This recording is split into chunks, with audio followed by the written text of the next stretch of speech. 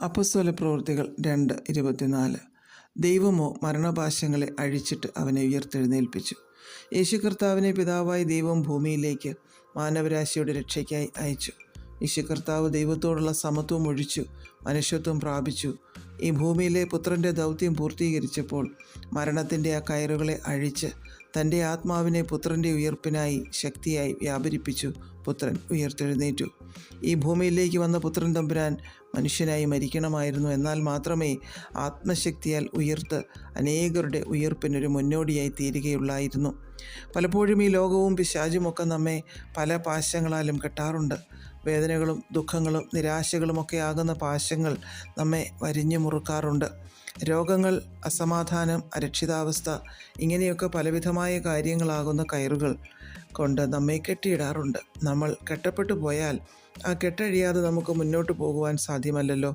എന്നാൽ അതിനെ അഴിക്കുവാൻ കഴിവുള്ള യേശു കർത്താവ് നമ്മോട് കൂടെയുണ്ട്.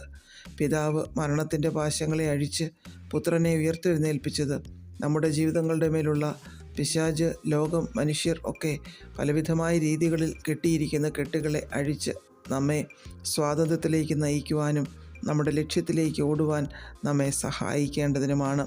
നമ്മുടെയൊക്കെ ജീവിതങ്ങളുടെ മേൽ വ്യാപരിക്കുന്ന പരിധികളെ നമുക്ക് ദൈവകരങ്ങളിൽ കൊടുക്കാം.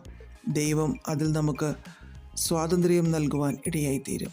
ഹോശയ്യ 13:14 ഞാൻ അവരെ പാതാളത്തിൻ്റെ അധീനത്തിൽ നിന്ന് വീണ്ടെടുക്കും, മരണത്തിൽ നിന്ന് ഞാൻ അവരെ വിടുവിക്കും. മരണമേ നിൻ്റെ ബാധകൾ എവിടെ?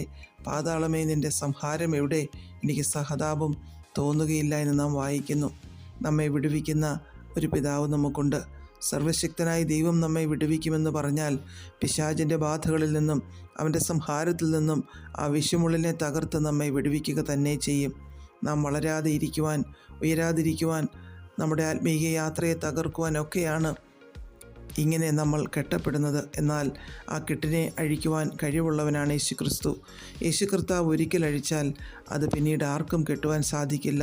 അതിന് അധികാരമുള്ള ആരും ഒന്നും ഈ പ്രപഞ്ചത്തിലെങ്ങും ശേഷിച്ചിട്ടില്ല. അതുകൊണ്ട് നമ്മുടെ വളർച്ചയെ, ഉയർച്ചയെ തടുക്കുന്നതിനെയൊക്കെ, സന്തോഷത്തെ, സമാധാനത്തെ തകർക്കുന്നതിനെയൊക്കെ തകർത്ത് നമ്മെ മുന്നോട്ട് പോകുവാൻ സഹായിക്കേണ്ടതിനായി നമുക്ക് നമ്മുടെ ജീവിതങ്ങളെ ദൈവകരങ്ങളിൽ ഏൽപ്പിക്കാം. പ്രാർത്ഥിക്കാം. പ്രിയ പിതാവേ, ഞങ്ങളെ അങ്ങിൽ സ്വതന്ത്രരായി വളരുവാൻ സഹായിക്കണമേ. യേശു ക്രിസ്തുവിൻ്റെ നാമത്തിൽ ആമേൻ. God bless us all.